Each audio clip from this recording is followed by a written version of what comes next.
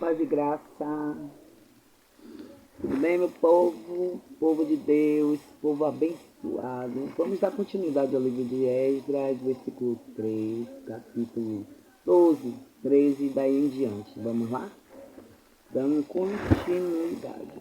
Porém, muitos dos sacerdotes, levitas, chefes do país, já velhos, que viram a primeira casa sob o seu fundamento, vendo perante os olhos esta casa, choraram em altas vozes. Mas muitos levantaram as vozes com júbilo e com glória, alegria, e com a glória do Senhor, né, claro. Não está aqui, mas muitos levantaram com alegria. 13. De maneira que não discernia o povo as vozes de júbilo e alegria das vozes do choro do povo, porque o povo jubilava em alto. Assim, eu creio que já falamos, né? Eu vou partir o versículo 4. Versículo 4, a oposição enfrentada. Ouvindo primeiro do versículo 4. Ouvindo, pois, os adversários de Judá e Benjamim, que os que voltaram do cativeiro edificaram o templo do Senhor, Deus de Israel. Aleluia, Senhor.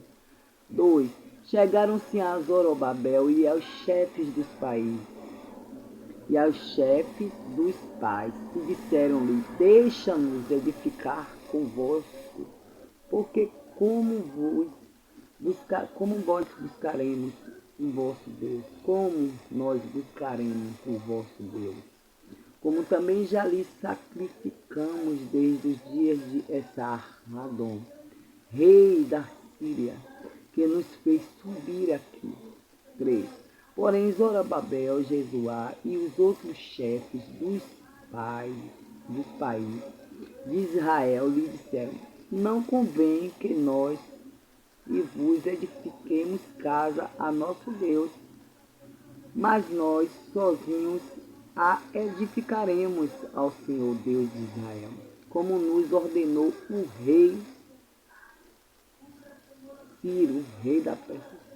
Eu creio que aqui eles não querem, né, permitir que os outros chefes participem, né, da reconstrução do templo. Eles foram enviados para isso, né, para participar, mas eles não querem. Aí vão continuar dando continuidade ao livro de Esdras. Estamos no capítulo 4. Eu vou prosseguir. 4. Todavia o povo da terra debilitava as mãos do povo de Judá e inquietavam-nos no edificar.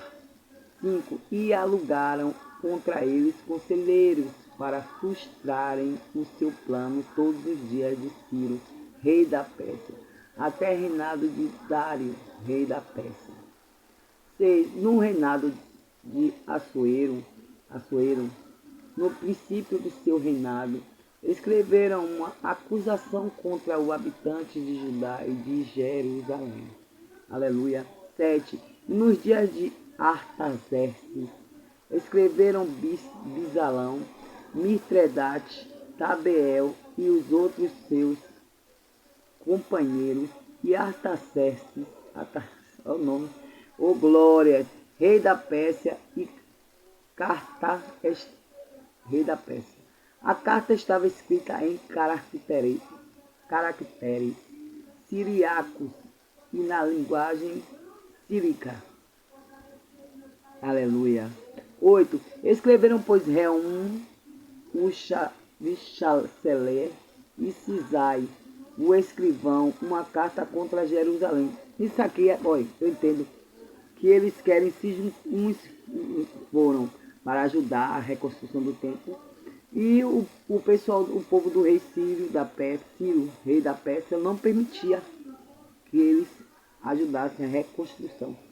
Dando continuidade, né, porque tem muitos nomes aqui, Senhor, que eu vou no longo do caminho aí, vamos falar sobre, eu já vou pular para o versículo 5, porque eles falam muito de aqui no 13 mesmo, agora sai do rei, que aquela cidade se edificará, os muros se restauraram, e não pagarão os direitos, os atributos e rendas, como causarão prejuízos ao rei. Isso aqui foi tudo uma, né, contenda entre eles, resistindo às tentações. Eu vou fazer um resumozinho aqui. Vamos lá. A decisão de recusar a oferta dos samaritanos para que lhes fosse permitido ajudar na reconstrução do templo não deve ser encantada como fantasma, preconceito ou arrogância, nem mesmo como se eles defendessem a ideia de que a salvação era exclusiva para os judeus. Não, não. O que estava a recusa realmente revelava era a decisão os líderes judaicos haviam tomado de não cair outra vez no erro dos seus antepassados, aleluia, que lhe custou 70 anos de cativeiro. Amém? Os samaritanos que ocupavam o território do extinto Israel eram uma mistura de arameus da Síria e Mesopotâmia com os israelitas que foram poupados na invasão assíria, cuja religião era uma simbiose dos rituais pagãos com o culto de Yeshua. Os exílios babilônicos ensinaram aos judeus que a união do santo com o profano resulta em infidelidade a Deus. Exatamente isso aí. Amém? E em desgraça, aqui está escrito assim, viu? Em nome de Jesus. Eles estavam decididos a não cair no mesmo erro dos seus antepassados. Se você que aceitou não, que nos aceita é o Pai, é o Todo-Poderoso. Você que resolveu andar nos caminhos do Senhor, você que resolveu ser um cristão, né? Porque assim, aceitar quem aceita é o Senhor que nos aceita, não somos nós. Assim eu creio. Ande correto no caminho. O caminho é estreito, gente, mas vale a pena. Assim você terá salvação, porque tem crente, aqueles crentes que tá ali dentro, né? Tá ali, tá com a máscara terrível, um fingimento total, até não abraçar o próximo, meu Deus. Pede a Deus discernimento de espíritos que você virão. Olha, tem crente, eu creio, que tem crente aqui que é boca de Deus na terra.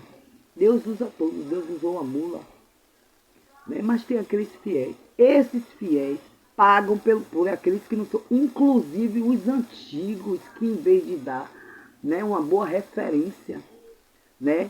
Só que tem um porém também, gente. Eu penso assim, se você olhar somente para Deus,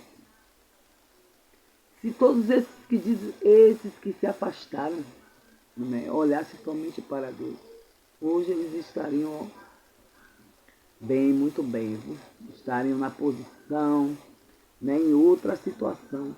Mas geralmente olham para o homem e quebram a cara, é assim mesmo. Mas Deus sabe de todas as coisas. Resumindo, vamos lá. Alguns podem até nos julgar fantásticas e preconceituosas, mas a verdadeira cristã não compromete seus princípios com alianças que possam desviá-los do caminho, sobre o que eu estava falando hoje. Crente, olhe para o Pai Celestial, por todo poder, olhe para Deus, olhe para a Santíssima Trindade, que é Deus, Jesus e o Espírito Santo. Só olhe para a Santíssima Trindade. Se você está na igreja olhando para o irmãozinho, você vai cair na mesma armadilha. Aleluia. É sobre, o versículo 4 fala sobre isso, né?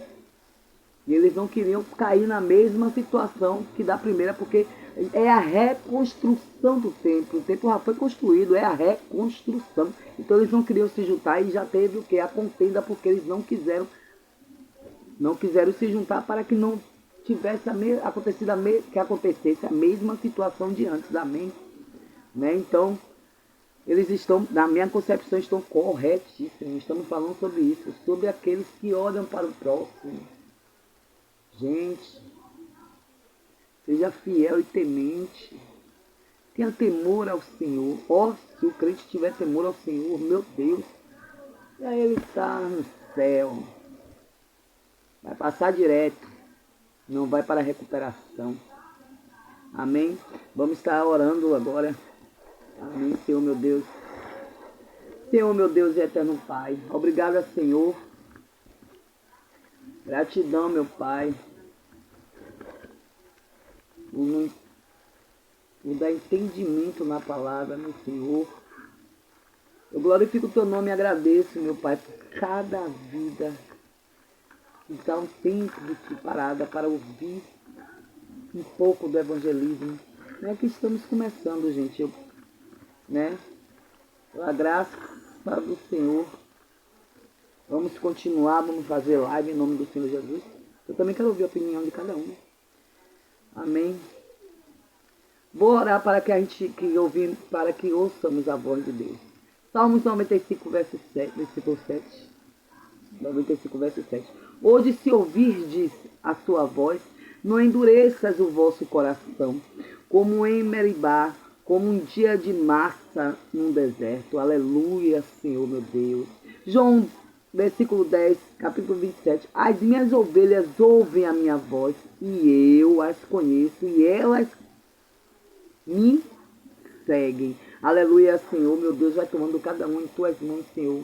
Cura, salva, liberta teus filhos, Senhor, do cativeiro.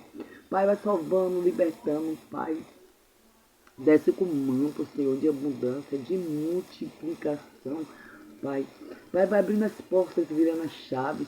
Cura, Senhor, teus filhos, cura, meu Pai. Pai, teus filhos são fiéis, Senhor, são fiéis, humildes, meu Pai. Derrama compaixão sobre o coração de todos eles, Senhor, e sobre a palavra, pela palavra, meu papai. Que eles olhem e se virem somente para o Senhor, porque o Senhor é justo e é perfeito em tudo que faz, Senhor. Que não olhe para um homem, que o homem leva a perdição, porque o homem é corruptível. Aleluia, Senhor meu Deus. Eu glorifico o teu nome e lhe agradeço. E agradeço a todos. Gente, dá um like, 2 toquinhos na tela, para que o YouTube entenda, né, que cada vez mais estamos evoluindo. Amém? Deus abençoe a vida de cada um de vocês. Graça e paz. E muito amor ao próximo. Amém? Até amanhã.